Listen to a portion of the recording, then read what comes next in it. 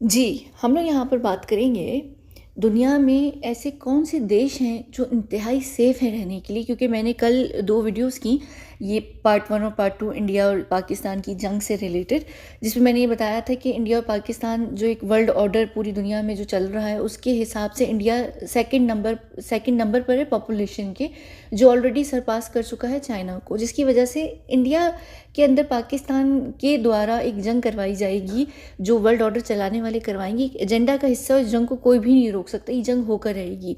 तो जब ये चीज़ें होती हैं, पॉपुलेशन कम करने के लिए है और ये चीज़ होगी, तो क्या होता है कि जिन भी लोगों को यहाँ पर इन्फॉर्मेशन होती है, बड़े बड़े लोगों को, या जो भी एक आंख वाले वो जो ग्रुप होते हैं, उनके मेंबर्स होते हैं, उनको पता होता है कि कहाँ पर क्या चीज़ होने वाली है आगे फ्यूचर में, तो वो अपना फ्यूचर प्लान करके रखते हैं। जैसे बहुत सारे लोग, आप लोगों के देश में भी, इंडिया हो गया या कहीं पर भी दुनिया के देश में, लोग अपनी फ्यूचर को सिक्योर करने के लिए वो ज़बरदस्ती की सो कॉल्ड नेशनैलिटीज़, जो कि यूएस और ये ब्रिटिश पासपोर्ट्स फलाना ढिमकाना लेकर रखते हैं, उनको ये होता है कि क्या कहते हैं, फ्यूचर हमारा सिक्योर है। लेकिन क्या आपका वाकई फ्यूचर सिक्योर है, या ये सारे देश जो आप लोगों को नेशनैलिटीज़ देते हैं, ये एक केज के तौर पर है। मैंने इन दोनों वीडियोज़ के अंदर काफ़ी चीज़ें एक्सप्लेन भी की हुई हैं, और उन्हीं वीडियोज़ में मैंने एक बात बताई थी कि दुनिया के अंदर कुछ ऐसे देश हैं जो बहुत सेफ़ हैं, जहाँ पर आप जाकर रह सकते हैं जब दुनिया के अंदर मशरूम क्लाउड्स आने लगेंगे। मशरूम क्लाउड्स, वो जो एन वाला बॉम्ब है, उसी से रिलेटेड उसका नाम है, हमारे पास उसको यूज़ किया जाता है। तो मशरूम क्लाउड्स आने वाले होंगे, या जब भी कोई ऐसी बड़े खौफनाक किस्म की चीज़ें होंगी, natural so called natural disasters होंगे, या ऐसी चीज़ें जो हम यहाँ पर तैयार कर रहे हैं, जो आर्मीज़ हम तैयार कर रहे हैं, वो जब निकल कर आपके देशों में आएंगी, तो आप उनसे कैसे पनाह मांग सकते हैं। यहाँ पर अगर अभी छोटे से भी किसी देश को आप देखें जो जंग के हाल में है, जैसे सीरिया हो गया, इराक हो गया, या कोई भी और देश हो गया, वहाँ पर आप देखें जो उनकी नॉर्मल जनता है, आम जनता, एक आम आदमी, वो भाग कर निकल रहा होता है, उसको पनाह चाहिए होती है एक ऐसी जगह पर जहाँ पर वो जाकर सेफ रह सके अपने परिवार के साथ। तो उससे पहले कि आप उस नहस्ट पे पहुँचें और वो टाइम आए, आप उससे पहले माइग्रेट अगर करना चाहें, मैं ये नहीं कह रही कि आप लोग करें, और आप लोग मुझ पर इल्ज़ाम लगाएं कि तुम हमारे इंडिया को वीक बनाना चाह रही हो, कि इंडिया से इंडियन जनता को निकाल रही हो, ये मैं नहीं कह रही। मैं सिर्फ बता रही हूँ उन लोगों को जिनको आगे फ्यूचर को अपने थोड़ा बहुत सिक्योर करना है। वो ऐसे देश होंगे, जिन देशों के ऊपर मैं यहाँ बात करने वाली हूँ, जहाँ पर आप लोग अपने बंकर्स भी बना सकते हैं, जहाँ पर आप इवन रह भी सकते हैं लैंड के ऊपर। फ़िलहाल बंकर्स भी अगर वहाँ पर हो तो बहुत बेहतर है, लेकिन ये है कि अभी वहाँ पर आप अगर चले भी जाएं और रहना शुरू कर दें, तो वो ज़्यादा बेटर है आप लोगों के लिए, आपके फ्यूचर के लिए, क्योंकि आने वाले समय में चीज़ें बहुत बुरे तरीके से होंगी। और ये वो सारे देश भी हैं जिन देशों में बड़ी बड़ी जो सो कॉल्ड बीमारियां आती हैं, जिनको लोग मुंह ढक कर, कवर कर कर चलते फिरते हैं, ये सारे देश ऐसी बीमारियों से भी सेफ हो जाते हैं। ठीक है, चलें यहाँ पर अब हम बात करते हैं, और मैं बताती हूँ कि ये कौन से देश हैं। ठीक है, ये सारे के सारे जो देश हैं, ये इनको कहा जाता है स्कॉन्ने। स्कॉन्ने का क्या मतलब है? ये इस शब्द का जो मतलब ही है ना, इसका मतलब है नॉर्थ। स्वीडिश ज़बान में, स्वीडिश भाषा में नॉर्थ कहा जाता है, इसकोने को नॉर्थ कहा जाता है। ठीक है, अब ये कौन से नॉर्थ देश हैं? ठीक है, ये भी याद रखिएगा कि ये मोहतरमा जो है एक आंख वाले ग्रुप की हैं, और इनकी बेटी का जो नाम है नॉर्थ, ये कोई इतना ऐसी ही नहीं है नॉर्थ, ये इसके पीछे पूरा सिलसिला है, आप लोगों को भी समझ आ जाएगी कि नॉर्थ नॉर्थ स्टार से निकला है। नॉर्थ स्टार का जो मतलब है, जो उसका सिंबल है, वो किस चीज़ की तरफ है? वो एक दिशा की तरफ है, यानी वो आपको लीड करता है। जब कहते हैं कि पहले दौर में जब लोगों के पास मैप्स नहीं होते थे, तो वो नॉर्थ स्टार को देखकर दिशा लेते थे अपनी, उनको पता होता था यहाँ पर इसका मतलब फ्रीडम, होप, लक, आजकल इसके कई सारे मतलब होते हैं, लेकिन नॉर्थ का मतलब एक ऐसी दिशा है जो बिल्कुल सही है, जिस दिशा में आप जा रहे हैं। तो नॉर्थ स्टार को जो फॉलो करते हैं, कहते हैं कि वो हमेशा अपनी अपनी मंजिल यानी अपनी डेस्टिनेशन पर पहुँच जाते हैं। तो यहाँ पर ये जो सारे देश हैं, ये नॉर्थ के अंदर हैं। और ये कौन से नॉर्थ के अंदर हैं? ये नॉर्दर्न यूरोप के अंदर हैं, ये सारे के सारे देश जिनके ऊपर मैं बात करने वाली हूँ। कि नॉर्दर्न यूरोप का जो, स्पेशली खाली पूरे नॉर्दर्न यूरोप नहीं, सिर्फ नॉर्दर्न यूरोप का जो सब रीजन है, जिसके अंदर 5 ऐसे सॉवरेन स्टेट्स हैं। सॉवरेन स्टेट्स, आपने एक और भी मैं चीज़ यहाँ बता दूँ, 5 बहुत इंपॉर्टेंट नंबर है, क्योंकि जो एक स्टार होता है उसके कोई कितने पॉइंट्स होते हैं? 5 पॉइंट्स होते हैं। तो यहाँ पर जो देश है ना, सेफेस्ट देश दुनिया के अंदर नॉर्थ में, वो 5 हैं जो सॉवरेन स्टेट्स हैं। ठीक है, अब वो सॉवरेन स्टेट्स कौन कौन से हैं, यहाँ पर मैं आप लोगों को बताती हूँ। कि सबसे पहले अगर हम यहाँ पर चलें, अभी भाई किधर गया, ये रहा, ये है डेनमार्क। ठीक है, डेनमार्क दुनिया का सबसे सेफ तरीन देश है इस वक्त, इस समय पे भी। और हमारे प्लान के हिसाब से 2070, हाँ 2070 तक ये देश, जो जिन देशों की मैं बात कर रही हूँ, 2070 तक ये देश बिल्कुल सेफ़ हैं रहने के लिए।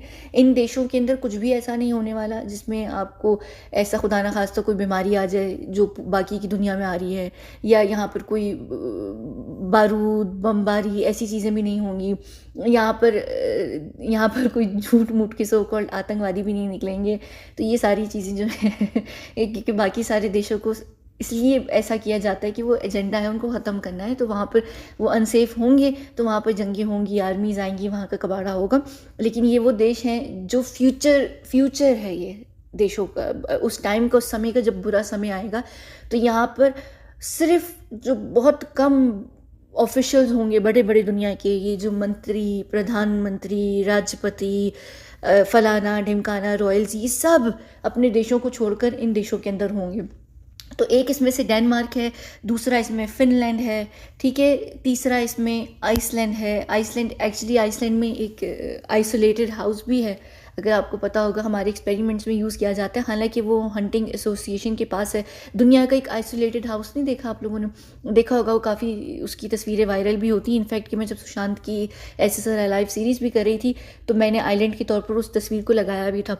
ये हमारे पास एक्सपेरिमेंट्स के तौर पर यूज़ भी किए जाते हैं। इनफैक्ट ये सारे जो देश हैं, इन्हीं सारे देशों में हमारे हेडक्वार्टर्स हैं। जो दूसरी दुनिया है जो ये एग्जिस्ट करती है, इन्हीं देशों के अंदर एग्जिस्ट करती है, क्योंकि ये देश ऐसे देश हैं जिन देशों में कई सारे आइसोलेटेड आइलैंड्स या आइसोलेटेड लोकेशंस हैं जहाँ पर हमारे हेडक्वार्टर्स होते हैं, जहाँ से हम ऑपरेट करते हैं। ये पूरी दुनिया जो रहती है, दूसरी दुनिया, वो इन्हीं एरियाज़ में रहती है, या फिर US का एक स्पेशल किस्म का एक साइड है, वहाँ पर होते हैं। और दूसरा ऑस्ट्रेलिया और न्यूजीलैंड के बीच में, जो ज़्यादा क्लोजली न्यूजीलैंड से हम जुड़ते हैं। तो ये हमारे हेडक्वार्टर्स की लोकेशन होती है। उसके अलावा हम आप लोगों के देशों में जो, जैसे कि UK के अंदर भी हैं, सब कुछ है, वो हमारे हेडक्वार्टर्स नहीं है, वो हमारी सब ऑपरेट लोकेशंस हैं जहाँ से हम ऑपरेट कर सकते हैं। डिपेंड करता है डिफरेंट चीज़ें, लेकिन हेडक्वार्टर्स जो हैं वो हमारे इन्हीं देशों के अंदर हैं। ठीक है, एक आइसलैंड हो गया। उसके बाद हम यहाँ पर आते हैं, ये मेरा फेवरेट तरीन है। सब जानते हैं कि मैं नॉर्वे से ऑपरेट करती हूँ। हमारे जो हेडक्वार्टर्स हैं नॉर्वे के अंदर हैं, और नॉर्वे अपने आप में बहुत इंपॉर्टेंट है। यानी आप लोग सोच नहीं सकते कि नॉर्वे कितना शदीद इंपॉर्टेंट है। नॉर्वे का आपको मैप का अंदाज़ा नहीं है, आपको नॉर्वे की जियोग्राफी का अंदाज़ा नहीं है, आपको ये नहीं पता कि नॉर्वे कितना सेफ़ है बहुत तरीक़ों से। और नॉर्वे यानी आप लोग अंदाज़ा नहीं लगा सकते कि नॉर्वे क्या चीज़ है। नॉर्वे समझ लीजिए एक सोना है, सोने की माइन है। यानी असल में सोने की माइन नहीं है, लेकिन रहने के लिए सेफेस्ट तरीन लोकेशन है। नॉर्वे के अंदर बहुत कुछ है। नॉर्वे, बहुत सारे ऐसे देश होंगे जिनमें थोड़ा बहुत, इन देशों में से भी थोड़ा बहुत इम्पैक्ट ज़रूर पड़ेगा, लेकिन इस तरीके से इम्पैक्ट नहीं पड़ेगा कि वहाँ पर आप रह ना पाएँ। ठीक है, तो नॉर्वे इस तरीके का है कि वो हर लिहाज से आगे आने वाले समय में, बंकर्स के टाइम पर भी, सेफ हाउसेस के टाइम पर भी, नॉर्वे एक ऐसी भूमिका निभाएगा, और इस तरीके से वो आपको एक फ़ायदा देगा कि ये सबसे ज़्यादा टॉप पर है। जैसे नहीं दुनिया की नेशनलिटी सिटीजनशिप्स होती हैं, ये होता है वो होता है, तो हमारे भी चार्ट के अंदर सबसे ऊपर जो है वो एक्चुअली नॉर्वे है। और नॉर्वे वो जगह होगी जहाँ पर आम जनता तो खैर बिल्कुल भी नहीं रह पाएगी। नॉर्वे को वैसे भी विकेट कर देंगे, वो खाली कर देंगे आने वाले समय में। नॉर्वे पूरा का पूरा हब बन जाएगा सिर्फ उन लोगों के लिए जो यहाँ पर स्पेशल किस्म के लोग आकर रहेंगे नॉर्वे के अंदर। ठीक है, नॉर्वे को मैं थोड़ा सा भी और मज़ीद एक्सप्लेन करती हूँ। उसके बाद हम चलते हैं स्वीडन के ऊपर। स्वीडन सबको पता है कि स्वीडन है। स्वीडन हो गया, और एक और यहाँ पर स्वीडन, उससे पहले कि मैं यहाँ पर आऊँ, मैं एक और बताती हूँ। पूरी दुनिया को सिर्फ स्विट्ज़रलैंड का पता है कि स्विट्ज़रलैंड में बैंक्स हैं, जहाँ पर आपकी दुनिया के बड़े बड़े बिजनेस टाइकून्स, पॉलिटिशियंस, इनके पास इनके जितना काला मनी होता है वो स्विस बैंक्स में होता है। खाली स्विस बैंक्स की ही वजह से जो है स्विस को इम्यूनिटी हासिल नहीं है, जिसकी वजह से वहाँ पर कोई बम नहीं फुटते, या वहाँ पर ऐसी चीज़ें नहीं होती हैं वहाँ, इसलिए उसको सेफ़ रखा गया है कि वो भी काफ़ी बेहतर है। और ये जो है ये सॉवरेन स्टेट है, लेकिन ये नॉर्डिक कंट्रीज़ में नहीं आती है, ये सेंट्रल यूरोप के अंदर आता है। ये उन जो स्कॉन ने, यानी नॉर्दर्न कंट्रीज़ जो हैं, नॉर्डिक कंट्रीज़ जिनको नॉर्डिक कंट्रीज़ भी कहते हैं, उनसे हटकर ये सेंट्रल यूरोप के अंदर सिर्फ एक ऐसा रह जाएगा देश, स्विट्ज़रलैंड, जिसको इस तरीके से प्लान किया गया है, और इसका जो मैप है और इसकी इर्द गिर्द जो इंसिडेंट्स भी होंगे बाकी देशों में, स्विट्ज़रलैंड को कोई फ़र्क नहीं पड़ने वाला। इस तरीके से ये जो इस देश को चूज़ किया गया था, ये इसलिए चूज़ किया गया था कि जब पूरी दुनिया में मशरूम क्लाउड्स आएंगे या पूरी दुनिया तबाह और बर्बादी की तरफ जाएगी, स्विट्ज़रलैंड को जिस तरीके से वो मैप पे है और हमने उसके इर्द गिर्द जिस तरीके से एक इनविजिबल नेट डाली हुई है प्रोटेक्शन की, वो कभी भी फूटेगा नहीं। ये बहुत सेफेस्ट देश रहेगा रहने के लिए। यहाँ पर भी बंकर्स रहेंगे, यहाँ पर भी दुनिया की जो टॉप 10 रिचेस्ट फैमिलीज़ हैं वो इसमें और नॉर्वे के अंदर ही रहेंगी। डिपेंड करेगा कि क्या होगा आगे आने वाले समय में, ठीक है। तो स्विट्ज़रलैंड जो है ये एक वाहिद अकेला सेंट्रल यूरोप का देश होगा जो बचेगा। उसके बाद एक और हम चीज़ पर आते हैं, इसके ऊपर मैं एक्चुअली पूरी वीडियो करने वाली हूँ। अगली मेरा ख्याल से जो वीडियो होगी वो अंटार्कटिका के ऊपर होगी। अंटार्कटिका दुनिया का एक अकेला कॉन्टिनेंट होगा जो अनटच्ड रहेगा, जिसको कोई कद्दू फर्क नहीं पड़ेगा। पूरी दुनिया तबाह बर्बाद हो जाएगी, दुनिया के लोग मर आ जाएंगे, लेकिन अंटार्कटिका एक ऐसी जगह रह जाएगी, पूरा कॉन्टिनेंट रह जाएगा जो इंतहाई सेफेस्ट कॉन्टिनेंट होगा। और सिर्फ अभी इसी वीडियो में मैं आपको एक्सप्लेन भी कर देती हूँ कि न्यूजीलैंड के अंदर से एक रॉस सी लगता है, जहाँ पर अंटार्कटिका का स्टेशन है, जहाँ से रिसर्च की जाती है। वहाँ पर आप लोगों को नॉर्मली परमिशन नहीं मिलती है ट्रैवल। खैर, आप इसको अंटार्कटिका को एक्सप्लोर भी नहीं कर सकते अनलेस कि आप परमिशन, स्पेशल परमिशन लें, फिर ही आप जाकर अंटार्कटिका को एक्सप्लोर कर सकते हैं। नॉर्मली परमिशन नहीं दी जाती, बहुत रेयर केसेस होते हैं तो आपको परमिशन मिलती है, अंटार्कटिका को आप एक्सप्लोर करते हैं जाकर। अच्छा, ठीक है। तो मैं इसके ऊपर पूरी वीडियो करने वाली हूँ और आप लोगों को पता नहीं है अंटार्कटिका के बारे में कि अंटार्कटिका है क्या चीज़। असल में सिर्फ दुनिया की नज़रों में ये एक ऐसा कॉन्टिनेंट है जहाँ पर दुनिया नहीं बसी जा सकती है, परमानेंटली कोई भी रह नहीं सकता है। वहाँ पर सेटलमेंट्स हैं जो कि कुछ महीनों के लिए होती हैं या कुछ सालों के लिए होती हैं। जो बड़े बड़े रिसर्चर्स होते हैं वो होते हैं। इसी वजह से ये एक वाहिद दुनिया का कॉन्टिनेंट है जहाँ पर 100% लिटरेसी रेट है, यानी जहाँ इस कॉन्टिनेंट के अंदर जो भी लोग आकर रहते हैं वो सारे पढ़े लिखे लोग होते हैं, क्योंकि वो रिसर्चर्स होते हैं, वो रिसर्च कर रहे होते हैं। तो जाहिर सी बात है कि जो उस हिसाब से अगर देखा जाए तो अंटार्कटिका की बात हो गई, ठीक है। मैं इसके ऊपर अगली पूरी वीडियो करने वाली हूँ। ये मैंने ऐसे ही डाल दिया था आप लोगों के लिए कि आप लोग ये देखकर खुश हो ठीक है। अच्छा, अब हम चलते हैं और हम यहाँ पर बात करते हैं, दोबारा से हम नॉर्वे के पास आते हैं और हम नॉर्वे के ऊपर बात करते हैं कि नॉर्वे के अंदर दो नहीं, चार, दो और एक, हाँ, 5 ऐसी चीज़ें हैं, जगहें हैं, यानी आइलैंड्स हैं जो आप लोगों को शायद उनके बारे में आपने सुना होगा लेकिन आपको उनके बारे में पता नहीं होगा, जिसकी वजह से नॉर्वे बहुत इंपॉर्टेंट भूमिका निभाएगा आने वाले समय में जो भी फ्यूचर होगा, जिसमें नॉर्वे के अंदर दो अनइनकॉर्पोरेटेड रीजन्स हैं, जिसमें से एक अनइनकॉर्पोरेटेड रीजन में हम लोग रहते हैं। हम लोग खाली उस अनइनकॉर्पोरेटेड रीजन में नहीं रहते, हम पूरे नॉर्वे के अंदर होते हैं, लेकिन वो जो एक अनइनकॉर्पोरेटेड रीजन है वो हमारे लिए बहुत इम्पॉर्टेंट है। उसके अलावा वहाँ पर एक डिपेंडेंसी भी है। उसके अलावा नॉर्वे में एक और भी चीज़ है जो कि 2 ऐसे आइलैंड्स हैं जो अंटार्कटिका के क्लेम किए हुए हैं। ये तीनों यानी जो टाइटल्स हैं जो भी हैं वो नॉर्वे के अंदर आते हैं और ये टोटल 5 हैं। उसके अलावा हम यहाँ पर चलते हैं और एक और मैं आप लोगों को यहाँ पर बताती हूँ। 2 ऑटोनोमस टेरिटरीज़ हैं, जिसमें से एक फैरो आइलैंड्स है, फैरो आइलैंड्स, दूसरा ग्रीन आइलैंड है। ये भी दुनिया की सेफेस्ट आइलैंड्स में से, सेफेस्ट तरीन आइलैंड्स में से होगा। यहाँ पर भी अगर आप फ्यूचर में जाकर रहना चाहें तो आप रह सकते हैं। ये ऑटोनोमस टेरिटरीज़ होती हैं, ग्रीन आइलैंड और फैरो आइलैंड्स। उसके अलावा यहाँ पर एक और भी आइलैंड है, वो टेरिटरीज़ में नहीं आता, वो रीजन में आता है, वो ऑटोनोमस रीजन में आता है, जिसका नाम है ओलैंड। हाँ, ओलैंड आइलैंड, ठीक है। हाँ, ये ओलैंड आइलैंड जो है ये एक आता है। तो टोटल ये जो तकरीबन सारे देश हैं, जिसमें से Denmark, Finland, Iceland, Norway, Sweden, ये 5 सॉवरेन स्टेट्स हैं, इंक्लूडिंग सेंट्रल यूरोप के अंदर एक स्विट्ज़रलैंड। तीसरा ये हो गए, कितने हो गए, 6 हो गए। उसके अलावा 2 आइलैंड्स हैं, ग्रीन और फैरो। तीसरा एक और है ओलैंड आइलैंड। तो कितने हो गए, 5, 6, 7, 8 चीज़ें हो गई। और एक अकेला अनोखा कॉन्टिनेंट जिसका नाम है अंटार्कटिका।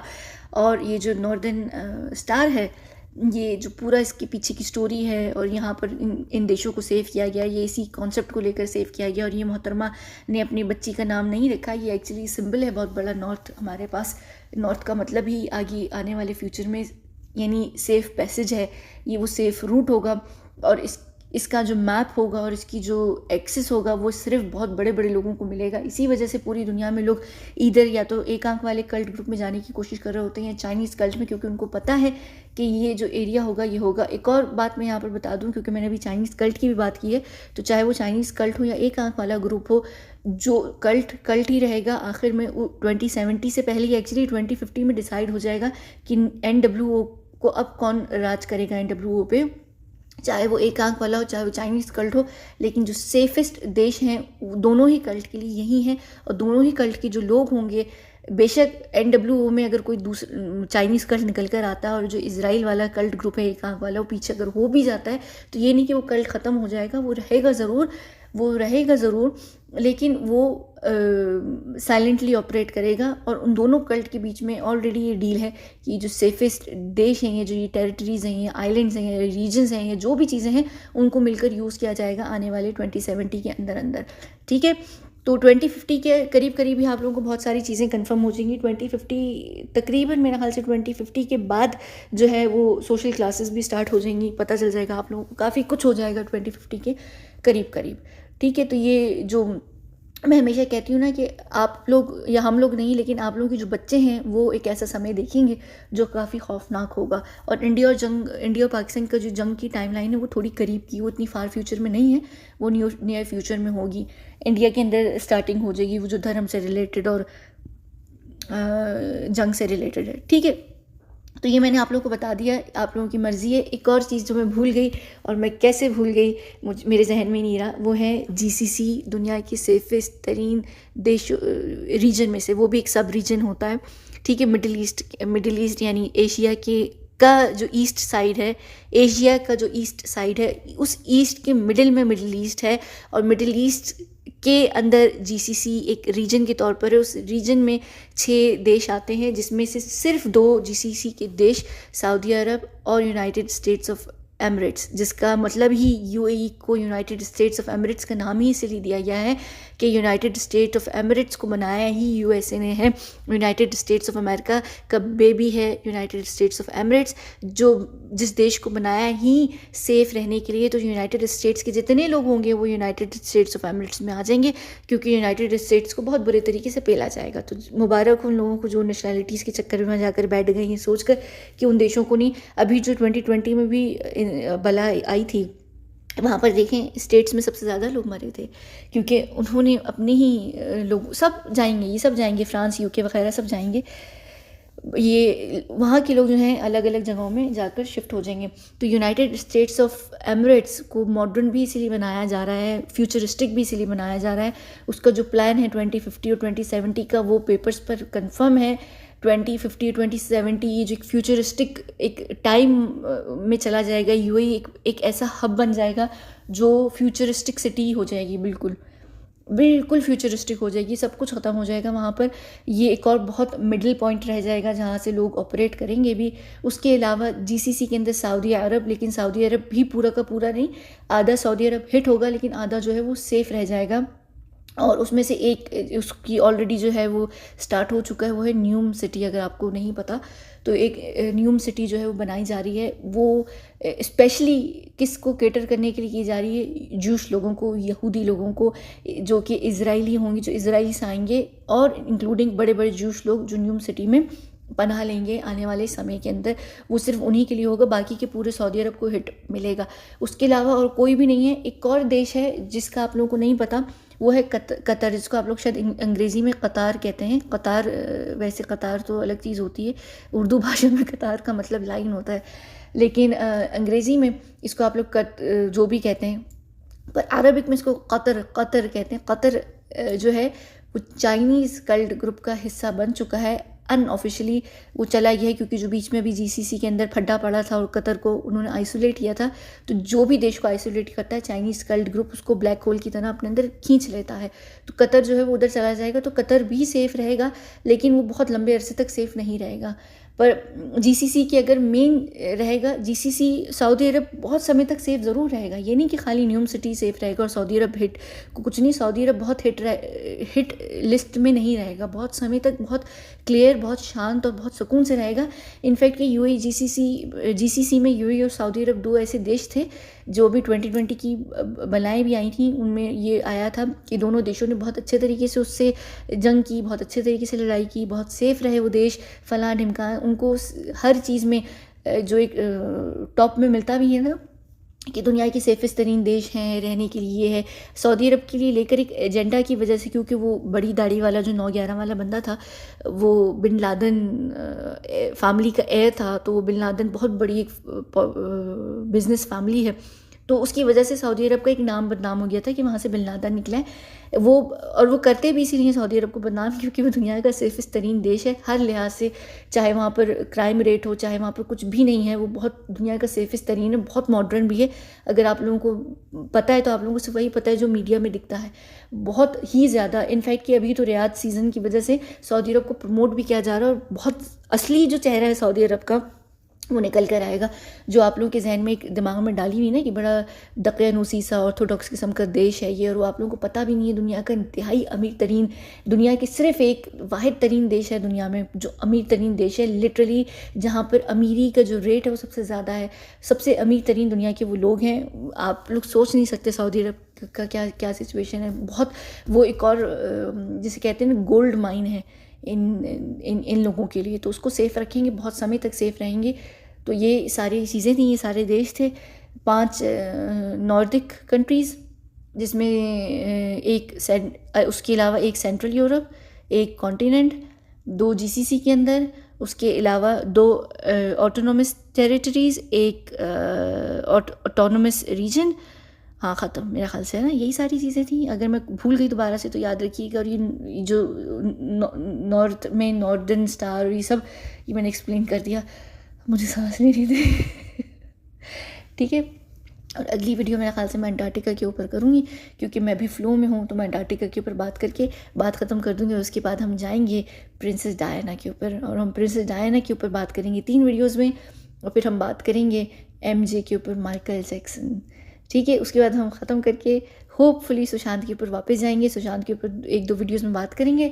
और फिर हम वापस जाएंगे वो जो सीरीज़ चल रही थी मेरी अनटचेबल्स ऑफ बॉलीवुड, जिनकी फाइनेंसियर्स के ऊपर हम बात कर रहे थे। तो मैं आप लोगों के साथ कोशिश ये कर रही हूँ कि नेशनल इंटरनेशनल अब सब मिक्स करना शुरू कर दूँ, ताकि आप लोगों को समझ आती रहे। लेकिन मुझे स्टिल पता है कि इंटरनेशनल टॉपिक्स जो होते हैं ना, इवन आप लोगों का इंडिया के ऊपर भी मैं बात कर रही हूँ, इतना इंटरेस्ट नहीं होता, लोग नहीं देखते। दूसरी तरफ अगर यही मैं बॉलीवुड से रिलेटेड बात करती हूँ ना, तो लोग उसको सुन ज़्यादा रहे होते हैं। तो मुझे फिर ये होता है कि यार बॉलीवुड पे बात कर लो, क्योंकि आप लोग शायद उसको लेकर ज़्यादा इंटरेस्टेड हैं। और मुझे अंदाज़ा है कि ये इंटरनेशनल न्यूज़ या आपकी फ्यूचर से लेकर न्यूज़, बीच में मैंने एक दफ़ा ये जो हमारा डार्क हाउस है, यही जो 7वीं दुनिया, इसके ऊपर भी मैंने बात की थी, उसको भी बहुत कम लोगों ने देखा था। पता नहीं क्यों, शायद लोग फ्यूचर को सुनने में इंटरेस्टेड नहीं है। लोगों को मेरे ख्याल से शौक़ है बबल में रहने का, मर्ज़ी है, मैं कर दिया करूँगी बीच बीच में, जिसने सुनना हो सुन लिया करे, ठीक है। चले मिलते हैं हम अगली वीडियो में, जो कि अंटार्कटिका के ऊपर होगी, जिसमें ऐसी बातें होंगी मैं बात करूँगी। और यकीनन उसके बाद यहाँ पर कंटेंट चोर जो है वो धौरव नाम है उसका, क्या नाम है, वो उठाएगा और मेरी कॉपी पेस्ट कर कर अपने चैनल पर लगाता है वीडियोज़। वो एक इंतहाई कोई चोर किस्म का इंसान है, ठीक है। चलें मिलते हैं हम अगली वीडियो में, बहुत बहुत शुक्रिया।